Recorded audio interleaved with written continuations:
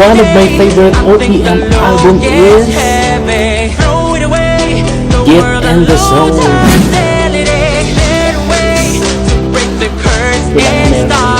Bilang avid fan ng SB19, inalak ko talaga ito.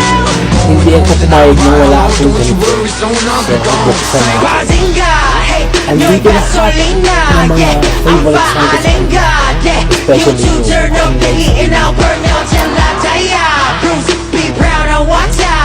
and Ilaluha, and syempre kung paano sila sumikat dahil doon sa kantang Go Up. Yan.